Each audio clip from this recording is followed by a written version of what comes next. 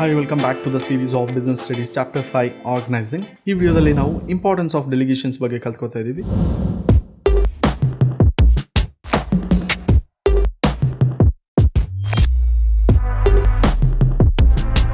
ನೀವೇನಾದರೂ ಹೊಸದಾಗಿ ವಿಸಿಟ್ ಮಾಡ್ತಿದ್ರೆ ಸಬ್ಸ್ಕ್ರೈಬ್ ಮಾಡ್ಕೊಂಡು ಬಂದ್ಬಿಡಿ ಬೇಗ.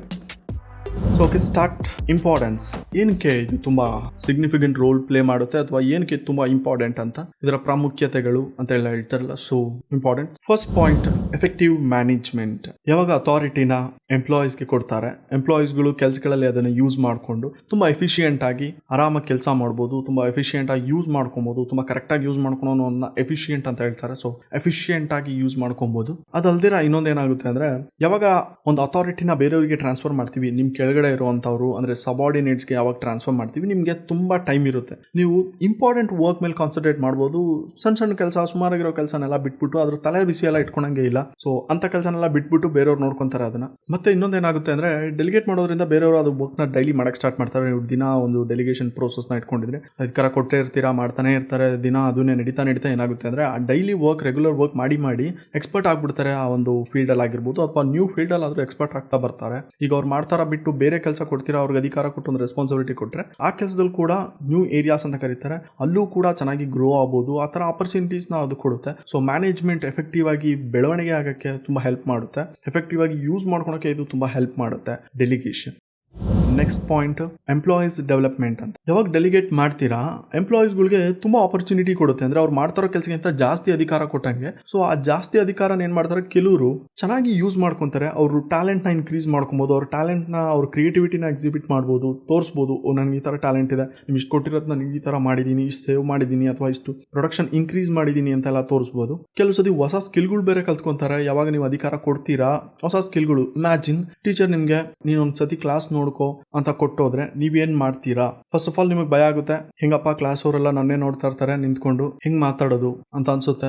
ಬಟ್ ಫಸ್ಟ್ ಡೇ ಹಂಗ್ ಅನ್ಸ್ಬೋದು, ಸೆಕೆಂಡ್ ಡೇ ಅನ್ಸ್ಬೋದು, ಥರ್ಡ್ ಡೇ ಅನ್ಸ್ಬೋದು. When you get to practise, ನಿಮ್ಗೆ ಆ ಫೀಲ್ ಬರಲ್ಲ. So will start going as friendly as teacher. Think as a teacher right now. ಹೊಸ ಸ್ಕಿಲ್ ಡೆವಲಪ್ ಮಾಡ್ಕೊಂತೀರಾ. ಟೀಚರ್ಸ್ ತರ ಹೇಗೆ ಪಾಠ ಮಾಡೋದು, ಹೇಗೆ ಬರೆಯೋದು, ಹೇಗೆ ಕ್ಲಾಸ್ ಮೇಂಟೈನ್ ಮಾಡೋದಾಗಿರ್ಬೋದು. ಈ ತರ ಒಂದು ಹೊಸ ಸ್ಕಿಲ್ಗಳು ಹೆಂಗ್ ಮೇಂಟೈನ್ ಮಾಡ್ತೀರಾ. ಹಾಗೆ ಯಾವಾಗ ಅಧಿಕಾರನ ಟ್ರಾನ್ಸ್ಫರ್ ಮಾಡ್ತಾರೆ ಬೇರೆಯವರು, ನಿಮ್ಗೆ ಕೆಲವು ಕಾಂಪ್ಲೆಕ್ಸ್ ಟಾಸ್ಕ್ ಅಂತ ಇರುತ್ತೆ, ಅಂದ್ರೆ ತುಂಬಾ ಕಷ್ಟಕರವಾದ ಕೆಲಸಗಳು ಅಂತ, ಅದ್ರಲ್ಲೂ ಕೂಡ ನೀವು ಇಂಪ್ರೂವ್ ಆಗ್ತೀರಾ. ನಿಮ್ ಕರಿಯರ್ ಗ್ರೋ ಆಗ್ತಾ ಬರುತ್ತೆ. ಸೊ ಆ ಗ್ರೋ ಆಗೋದು ಹೇಗಾಗ್ತಿದೆ ಅಂದ್ರೆ ವಿತ್ ಡೆಲಿಗೇಷನ್. ಅಂಡ್ ಮತ್ತೆ ಇನ್ನು ಹೇಳೋದಾದ್ರೆ, ಬೆಟರ್ ಲೀಡರ್ ಆಗ್ತೀರಾ. ನೀವು ಮುಂದೆ ಬರ್ತೀರಾ, ಇನಿಷಿಯೇಟ್ ತಗೊಂಡು ಎಲ್ಲ ಕೆಲಸ ಮಾಡ್ಕೊಂಡು ಮುಂದೆ ಬಂದಾಗ ಬೆಟರ್ ಲೀಡರ್ ಆಗ್ತೀರಾ. ಡಿಸಿಷನ್ ನೀವೇ ತಗೋತಾ ಇರ್ತೀರಾ, ಅನ್ನೂ ಕೇಳಲ್ಲ. ಡೆಲಿಗೇಟ್ ಮಾಡಿದಾಗ ನಿಮ್ಗೆ ಅಧಿಕಾರ ಇರುತ್ತೆ, ನೀನ್ ಡಿಸಿಷನ್ ತಗೋಬಹುದು. ಎಲ್ಲದಕ್ಕೂ ಹೋಗಿ ಕೇಳಬೇಕು ಅನ್ನೋದಿರಲ್ವಲ್ಲ. ಅದಕ್ಕೋಸ್ಕರನೇ ಆರ್ಗನೈಸೇಷನ್ ಅಲ್ಲಿ ಅಥವಾ ಕಂಪ್ನಿಗಳಲ್ಲಿ ಡೆಲಿಗೇಟ್ ಮಾಡ್ತಾರೆ. ಡೆಲಿಗೇಟ್ ಮಾಡೋದ್ರಿಂದ ಏನಾಗುತ್ತೆ ಅಂದ್ರೆ, ಫ್ಯೂಚರ್ ಮ್ಯಾನೇಜರ್ನ ಕ್ರಿಯೇಟ್ ಮಾಡ್ತಾ ಇದೀವಿ ಈಗ್ಲಿಂದಾನೆ ಅನ್ನೋ ತರ. So it helps employee develop ಮಾಡೋಕ್ಕೆ ತುಂಬಾ ಹೆಲ್ಪ್ ಮಾಡುತ್ತೆ. ಎಂಪ್ಲಾಯಿ ಸ್ಕಿಲ್ ಆಗಿರ್ಬೋದು, ಅವರ ಒಂದು ಹೊಸ ಎಕ್ಸ್ಪೀರಿಯನ್ಸ್ ಆಗಿರ್ಬೋದು, ಅವರು ಹೈಯರ್ ಪೊಸಿಷನ್ಗೆ ಹೋಗೋಕೆ ತುಂಬಾ ಹೆಲ್ಪ್ ಮಾಡುತ್ತೆ. So delegation always helps to employees ಹೇಗೆ ಉದ್ಧಾರ ಆಗ್ತಾರೆ ಅಂತ ಗೊತ್ತಾಯ್ತಲ್ಲ. Next point, motivation of employee. Delegation ಏನ್ ಮಾಡುತ್ತೆ ಅಂದ್ರೆ, ಟ್ಯಾಲೆಂಟ್ನ ಮತ್ತೆ ಕ್ರಿಯೇಟಿವಿಟಿನ ಹೊರಗೆ ಹಾಕ್ಸುತ್ತೆ. ಅಧಿಕಾರ ಕೊಟ್ಟಾಗ ಅದನ್ನ ಹೇಗೆ ಯೂಸ್ ಮಾಡ್ಕೋಬೇಕು, ಅದನ್ನ ಹೇಗೆ ನಾನು ಬಳಸ್ಕೋಬೇಕು ಅನ್ನೋದು ಎಂಪ್ಲಾಯಿ ತಲೆಗೆ ಬರುತ್ತೆ. ಸೊ ಎಂಪ್ಲಾಯೀಸ್ ಏನ್ ಮಾಡ್ತಾರೆ, ಅದನ್ನ ಯೂಸ್ ಮಾಡ್ಕೊಳಕ್ ಸ್ಟಾರ್ಟ್ ಮಾಡ್ತಾರೆ.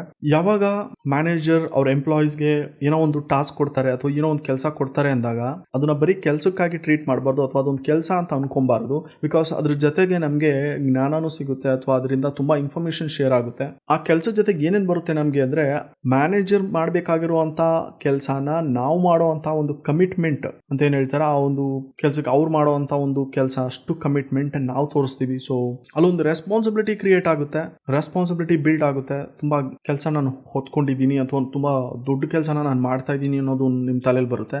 ಈ ಒಂದು ಕೆಲಸಗಳೇನಾಗುತ್ತೆ ಅಂದ್ರೆ, ನಿಮ್ ಸೆಲ್ಫ್ ಎಸ್ಟೀಮ್ ಅಂತ ಹೇಳ್ತಾರೆ. ಸೆಲ್ಫ್ ಎಸ್ಟೀಮ್ ಅಂದ್ರೆ ನಿಮ್ ಮೇಲೆ ನಿಮ್ ನಂಬಿಕೆ ಆಗಿರ್ಬೋದು ಅಥವಾ ಆತ್ಮಗೌರವ ಅಂತ ಹೇಳ್ತಾರೆ. ಸೆಲ್ಫ್ ಎಸ್ಟೀಮ್ ಜಾಸ್ತಿ ಆಗುತ್ತೆ. ಈ ಸೆಲ್ಫ್ ಎಸ್ಟೀಮ್ ಏನ್ ಮಾಡುತ್ತೆ ಅಂದ್ರೆ, ನಿಮ್ಗೆ ಆಟೋಮೆಟಿಕಲಿ ಕಾನ್ಫಿಡೆಂಟ್ ಬೂಸ್ಟ್ ಮಾಡುತ್ತೆ, ಕಾನ್ಫಿಡೆಂಟ್ ಇನ್ಕ್ರೀಸ್ ಮಾಡುತ್ತೆ. ಈ ಕಾನ್ಫಿಡೆಂಟ್ ನಿಮ್ಗೆ ಎನ್ಕರೇಜ್ ಮಾಡುತ್ತೆ. ನೀವು ಏನೇ ಕೆಲಸ ಮಾಡಬೇಕು, ಏನೇ ಒಂದು ರೆಸ್ಪಾನ್ಸಿಬಿಲಿಟಿ ತಗೋಬೇಕು ಅನ್ನೋದು ಇಂಪ್ರೂವ್ ಮಾಡುತ್ತೆ. ಸೊ ನಿಮ್ಮ ಪರ್ಫಾರ್ಮೆನ್ಸ್ ಇಂಪ್ರೂವ್ ಆಗುತ್ತೆ.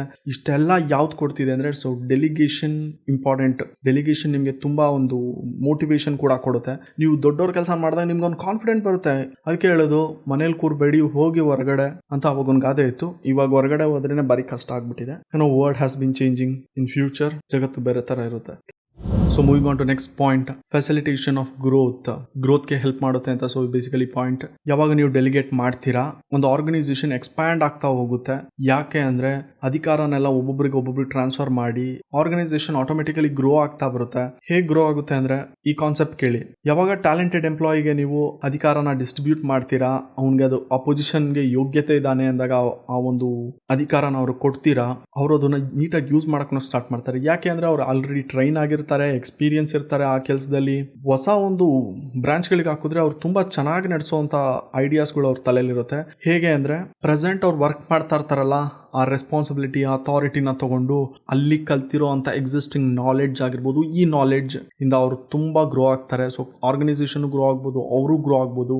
ನ್ಯೂ ಬ್ರಾಂಚಸ್ಗೆ ಹೋದ್ರೆ ಅಲ್ಲಿ ಈ ಕಲ್ತಿರೋ ಅಂತದನ್ನ ಯೂಸ್ ಮಾಡ್ಕೊಂಡು ಅವರು ಬೆಳಿಬಹುದು, ಆರ್ಗನೈಸೇಷನ್ ಇನ್ಕ್ರೀಸ್ ಮಾಡ್ಬೋದು. Next point, basis of management hierarchy ಅಂತ. ಮ್ಯಾನೇಜ್ಮೆಂಟ್ ಹೈರಾರ್ಚಿ ಅಂದ್ರೆ ಆ ಸಿಸ್ಟಮ್ಯಾಟಿಕ್ ಸ್ಟ್ರಕ್ಚರ್ ಏನಿದೆ, that is called hierarchy. Hierarchy ಅಂದ್ರೆ ದಟ್ಸ್ ಅ ಸೀಕ್ವೆನ್ಸ್ ಅಂತ. ಡೆಲಿಗೇಷನ್ ಅಂದ್ರೆ ಬೇರೆಯವ್ರಿಗೆ ಟ್ರಾನ್ಸ್ಫರ್ ಮಾಡೋದು ಅಥವಾ ನಿಮ್ಮ ಕೆಳಗಿರೋರಿಗೆ ಟ್ರಾನ್ಸ್ಫರ್ ಮಾಡೋದು. ಈ ಒಂದು ರಿಲೇಶನ್ಶಿಪ್ ಯಾರ ಮಧ್ಯೆ ಇರುತ್ತೆ ಅಂದ್ರೆ ಸುಪೀರಿಯರ್ ಮತ್ತೆ ಸಬಾರ್ಡಿನೇಟ್ ಗಳ ಮಧ್ಯೆನೇ ಇರುತ್ತೆ. ಇದು ಎಲ್ಲಿ ಸ್ಟಾರ್ಟ್ ಆಗುತ್ತೆ ಅಂದ್ರೆ ಮ್ಯಾನೇಜ್ಮೆಂಟ್ ಹೈರಾರ್ಚಿಯಲ್ಲಿ ಸ್ಟಾರ್ಟ್ ಆಗುತ್ತೆ. ಹೈರಾರ್ಚಿ ಅಂದ್ರೆ ದಟ್ ಇಸ್ ಅ ಸೀಕ್ವೆನ್ಸ್ ಅಂತ ಹೇಳಿದೀನಿ ಈಗಾಗಲೇ. ಇದೇನ್ ಮಾಡುತ್ತೆ ಅಂದ್ರೆ ಯಾರು ಯಾರಿಗೆ ಬಾಸು, ಯಾರಿಗೆ ರಿಪೋರ್ಟ್ ಮಾಡಬೇಕು ಅನ್ನೋದು ಅಷ್ಟೇ ಹೇಳ್ಕೊಡೋದು ಈ ಒಂದು ಹೈರಾರ್ಚಿ. ಮತ್ತೆ ಈ ಡೆಲಿಗೇಷನ್ ಏನ್ ಮಾಡುತ್ತೆ ಅಂದ್ರೆ ಎಷ್ಟೆಷ್ಟು ಅಮೌಂಟ್ ಪವರ್ ನ ನೀವು ಡಿಸ್ಟ್ರಿಬ್ಯೂಟ್ ಮಾಡಿದೀರಾ ಅನ್ನೋದು ಕೂಡ ಹೇಳುತ್ತೆ. ಸೊ ಕೆಲವರಿಗೆ ಇಷ್ಟು ಮಾತ್ರ, ಈ ಒಂದು ಏರಿಯಾದಲ್ಲಿ ಮಾತ್ರ ನೀನ್ ಕೆಲಸ ಮಾಡಬೇಕು ಅಥವಾ ಇಷ್ಟು ಮಾತ್ರ ನೀನ್ ಪವರ್ ಇರುತ್ತೆ, ನಿಮ್ಮ ಜಾಬ್ ಪವರ್ ಇಷ್ಟೇ ಅಂತ ಹೇಳಿರ್ತೀರಲ್ಲ, ಅದು ಕೂಡ ಗೊತ್ತಾಗುತ್ತೆ based on management hierarchy delegation. Next point, better coordination. Delegation ಬಗ್ಗೆ ಕೇಳಿರ್ತೀರಾ. ಡೆಲಿಗೇಷನ್ ಅಲ್ಲಿ ಎಲಿಮೆಂಟ್ಸ್ ಇದೆ, 3 ಎಲಿಮೆಂಟ್ಸ್. ಯಾವ್ಯಾವ ಅಂದ್ರೆ ಅಥಾರಿಟಿ, ರೆಸ್ಪಾನ್ಸಿಬಿಲಿಟಿ, ಅಕೌಂಟಬಿಲಿಟಿ. ಈ 3 ಎಲಿಮೆಂಟ್ ಪವರ್, ಡ್ಯೂಟಿ ಮತ್ತೆ ಯಾರಿಗೆ ನೀವು ಆನ್ಸರಬಲ್ ಆಗಿರ್ತೀರಾ ಅನ್ನೋದು ಡಿಸೈಡ್ ಮಾಡುತ್ತೆ. ಆಯಾ ಪೊಸಿಷನ್ಗೆ ಆಯಾ ಆರ್ಗನೈಸೇಷನ್ ಒಂದು ಕನೆಕ್ಟ್ ಮಾಡಿ ಬಿಟ್ಬಿಟ್ಟಿರುತ್ತೆ. ನಿಮ್ಗೆ ಈ ಪವರ್ ಇದೆ, ನಿಮ್ಗೆ ಈ ರೆಸ್ಪಾನ್ಸಿಬಿಲಿಟೀಸ್ ಇದೆ, ನಿಮ್ಗೆ ಈ ಅಥಾರಿಟಿ ಇದೆ, ಅಕೌಂಟಬಿಲಿಟಿ ಇದೆ. ಯಾವಾಗ ಕರೆಕ್ಟ್ ಆಗಿ ಡೆಲಿಗೇಟ್ ಮಾಡ್ತೀರಾ ಅಧಿಕಾರನ, ಕೆಲಸಗಳು ಡೂಪ್ಲಿಕೇಟ್ ಆಗಲ್ಲ, ಎಫರ್ಟ್ ವೇಸ್ಟ್ ಆಗಲ್ಲ. ಓವರ್ಲ್ಯಾಪಿಂಗ್ ಅಂತ ಹೇಳ್ತಾರೆ. ಓವರ್ಲ್ಯಾಪಿಂಗ್ ಅಂದ್ರೆ ಮತ್ತೆ ಅದೇ ಕೆಲಸ ಮಾಡೋದು. ಟೈಮ್ ಸೇವ್ ಆಗುತ್ತೆ. ನಿಮ್ಗೆ ಒಂದು ಕ್ಲಿಯರ್ ಪಿಕ್ಚರ್ ಬಂದ್ಬಿಡುತ್ತೆ, ಯಾರು ಯಾವ ಕೆಲಸ ಮಾಡಬೇಕು, ಏನ್ ಮಾಡಬಾರ್ದು ಅಂತ. ಈ ಒಂದು ಪಿಕ್ಚರ್ ಏನ್ ಮಾಡುತ್ತೆ, ನಿಮ್ಗೆ ಒಂದು ರಿಲೇಶನ್ಶಿಪ್ ಕೊಟ್ಬಿಡುತ್ತೆ. ಅಷ್ಟು ಕ್ಲಾರಿಟಿ ಒಂದಿದ್ರೆ ಯಾರು ಯಾರಿಗೆ ರಿಪೋರ್ಟ್ ಮಾಡಬೇಕು, ಯಾರು ಯಾರಿಂದ ರಿಪೋರ್ಟ್ ಮಾಡಿಸ್ಕೋಬೇಕು ಅನ್ನೋದೊಂದು ತಲೆಯಲ್ಲಿ ಬಂತು ಅಂದ್ರೆ ಒಂದೊಂದು ಡಿಪಾರ್ಟ್ಮೆಂಟ್ ಮಧ್ಯಾಹ್ನ ಒಂದು ಕೋಆರ್ಡಿನೇಷನ್ ಬರಕ್ ಸ್ಟಾರ್ಟ್ ಆಗುತ್ತೆ. ಇಷ್ಟು ಸಾಕು ಒಂದು ಆರ್ಗನೈಸೇಷನ್ ಬೆಳೆಯಕ್ಕೆ. ನಿಮ್ಗೆ ಈ ವಿಡಿಯೋ ಇಷ್ಟ ಆಗಿದ್ರೆ ಆಸ್ ಯೂಶುವಲ್ ಲೈಕ್ ಮಾಡಿ ಅಂಡ್ ಮೋರ್ ಓವರ್ ಶೇರ್ ಮಾಡಿ, ಸೊ ದಟ್ ಬೇರೆಯವ್ರಿಗೆ ಅರ್ಥ ಆಗ್ಲಿ, ಸಿಗ್ಲಿ. ಎಷ್ಟೋ ಜನ ಹೇಳ್ತಾರೆ, ನೀವು ಕೇಳಿರ್ಬೋದು, business studies is a easy subject ಅಂತ. ಒಬ್ರು ಲಂಡನ್ ಯೂನಿವರ್ಸಿಟಿ ಪ್ರೊಫೆಸರ್ ಹೇಳ್ತಾರೆ, anybody can teach sums because it has a procedure, but you can't teach theory. ಹಿಂಗೆ ಮಾಡ್ಬೇಕು, ಹಂಗೆ ಮಾಡ್ಬೇಕು ಅಂತ ರೂಲ್ಸ್ ಇಲ್ಲ, ರಿಸ್ಟ್ರಿಕ್ಷನ್ ಇಲ್ಲ. ಹಂಗಂತ ಹೆಂಗ್ ಬೇಕೋ ಮಾಡ್ಕೊಂಡು ಅದ್ರ ಪಾಠ ಹೆಂಗ್ ಮಾಡ್ಬೇಕು ಅದನ್ನೇ ಬಿಟ್ಬಿಟ್ಟಿದ್ದಾರೆ. ಏನ್ ಹೇಳ್ಬೇಕು ಅದನ್ನ ಹೇಳ್ತಾ ಇಲ್ಲ. ಪಾಯಿಂಟ್ ಹೇಳ್ಬಿಟ್ಟು ಬಾಯಿಗೆ ಬಂದಂಗೆ ಎಕ್ಸ್ಪ್ಲೇನ್ ಮಾಡೋರಿದ್ದಾರೆ. ಬೇರೆ I heard a person once, ಯಾರೊಬ್ಬ ಹೆಸರು ಹೇಳಕ್ ಇಷ್ಟಪಡಲ್ಲ, once said I got very insult from his words. ಆ ವರ್ಡ್ ಏನಂದ್ರೆ, 4ನೇ ಕ್ಲಾಸ್ ಹುಡುಗಾನು ಬಿಸ್ನೆಸ್ ಸ್ಟಡೀಸ್ ನ ಟೀಚ್ ಮಾಡ್ತಾನೆ. I think this is a stupid word I have heard from past many years. Very nonsense saying ಅದು. ಈ ತರ stupid ಜನ ನಿಮ್ಗೆ ಸುಳ್ಳು ಹೇಳ್ತಿದ್ದಾರೆ. ಬಿಸ್ನೆಸ್ ಇಸ್ ಅ ಡಮ್ ಸಬ್ಜೆಕ್ಟ್. ಬಿಸ್ನೆಸ್ ಅಂದ್ರೆ ಏನು ಇಲ್ಲ, ಈಸಿ, ಹೆಂಗ್ ಬೇಕಾದ್ರೂ ಪಾಸ್ ಆಗ್ಬೋದು. Marks is not important here. ನೀವು ಈ ವರ್ಷ ಓದ್ಬಿಟ್ಟು ಮಾರ್ಕ್ಸ್ ತೆಗೆದ್ಬಿಟ್ಟು ಆಗೋಯ್ತು, ಆಗಲ್ಲ. Business is a subject, it link entire commerce. So think once.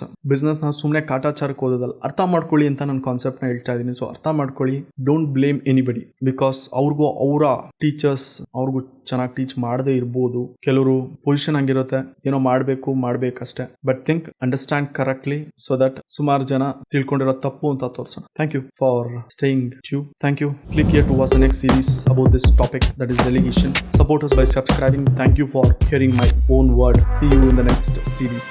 Bye.